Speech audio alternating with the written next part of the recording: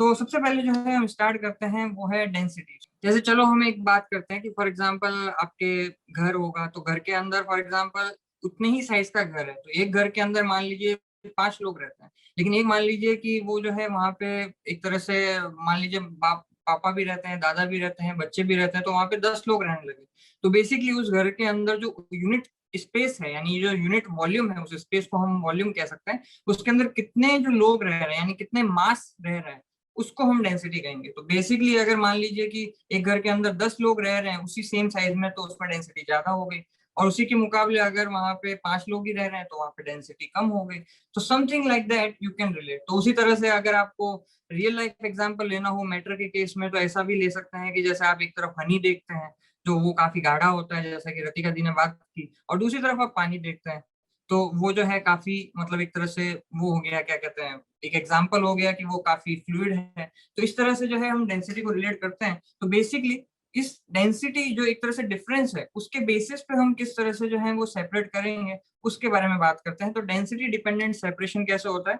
तो एक ऑब्वियस जो है वो एक तरह से आप ये देख सकते हैं, ऐसा कभी आपने देखा होगा कि खास तौर से जो बारिश में जब हम भीगते हैं तो वहां पे मिट्टी विट्टी जमा हो जाती है, और वहां पे एक तरह से मिट्टी के जो पार्टिकल हैं वो अक्सर नीचे बैठ जाते हैं, राइट? तो उस तरह से वहां पे सैंड एंड वाटर को अगर डिफरेंट करना है तो हम कुछ देर के लिए छोड़ देंगे और वो नीचे बैठ जाएगा। और यहाँ पे जैसा कि हम देख सकते हैं कि इस तरह से मान लीजिए यहाँ पे सैंड पार्टिकल है वो यहाँ पे रह गए और पानी जो है वो ऊपर रह गया। तो एक तरह से हमने सॉलिड एंड लिक्विड को एक तरह से डिफरेंशिएट कर दिया, क्योंकि दोनों की डेंसिटी में काफी डिफरेंस है ना? तो इसी तरह से एक और एग्जांपल की बात कर लेते हैं। तो दूसरा एग्जांपल हो गया सेंट्रीफ्यूगेशन। अब जस्ट सोच के देखिए कि अगर आप पानी के अंदर मतलब मिट्टी और पानी का एक मिक्सचर है, तो अगर हम उसको तकरीबन लेट से हमें आधा 1-2 घंटा शायद 1.5-2 घंटा रखना पड़ेगा, तब कहीं जाके ये इस तरह का स्टेज आएगा जहां पे हम डीकेंटेशन कर सकते हैं, यानी कि जहां पे हम इस तरह से अलग कर सकते हैं। लेकिन क्या हो कि अगर हमें 10 मिनट के अंदर वो चीज चाहिए, तो उसके लिए जो है हमें सेंट्रीफ्यूगेशन करना होता है। और सेंट्रीफ्यूगेशन जो है वो आपको शायद कुछ नया लग रहा हो, लेकिन शायद आपने आरपीएम जरूर सुना होगा। आरपीएम इज रोटेशन पर मिनट, और रोटेशन पर मिनट आपको जैसे कि आपने देखा होगा अक्सर जो अगर हम बाइक पे जाते हैं तो वहां पे जो है एक आरपीएम का साइन भी होता है, एक स्पीडोमीटर होता है, साथ के साथ में एक आरपीएम का साइन होता है।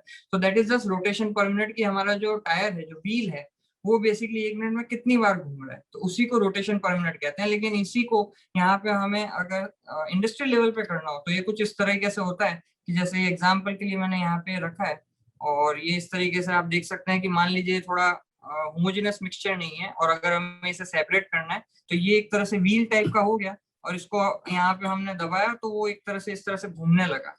तो इस तरीके से यहाँ पे एक हमने डिफरेंस क्रिएट किया, और जिसकी वजह से जो है वहां पे डेंसिटी के बेसिस पे सेपरेशन इवेंचुअली हो जाएगा। तो ये तो बहुत स्मॉल स्केल का हो गया।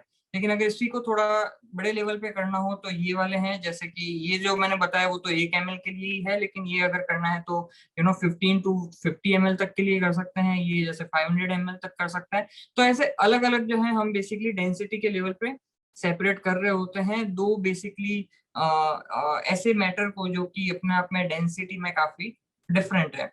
और इसी का जो है अगर एक रियल लाइफ एग्जांपल लेना हो तो हम बात कर सकते हैं कि जैसे हम क्रीम और मिल्क को अलग करते हैं। तो आप क्रीम तो जानते ही होंगे, जैसे मलाई जो होती है, राइट? और मिल्क तो हर एक के घर में होता ही है। तो मिल्क के अंदर आपने देखा होगा कि अक्सर जब मम्मी दूध गर्म करती है तो वो मिल्क में जो है वो दूध गर्म होने के बाद में क्रीम यानी कि मलाई जो है वो ऊपर आ जाती है। लेकिन आपने शायद ये नहीं सोचा होगा कभी, ऐसा दिमाग लगाया हो कि ये मलाई नीचे क्यों नहीं चली जाती? नीचे भी चली जानी चाहिए, लेकिन मलाई ऊपर ही आती है। तो उसका कारण सिर्फ इतना है कि उसकी डेंसिटी जो है वो काफी कम होती है, और दूध की डेंसिटी ज्यादा होती है, तो दूध नीचे रह जाता है, मलाई ऊपर आ जाती है, और हम उसको रिकवर कर लेते हैं। तो इसी तरीके से जब इंडस्ट्रियल लेवल पे करना है तो हमें सेंट्रीफ्यूगेशन मशीन होती है, जैसा कि मैंने अभी अभी आपको दिखा है, उसके अंदर क्रीम और मिल्क को एक तरह से अलग अलग किया जाता है।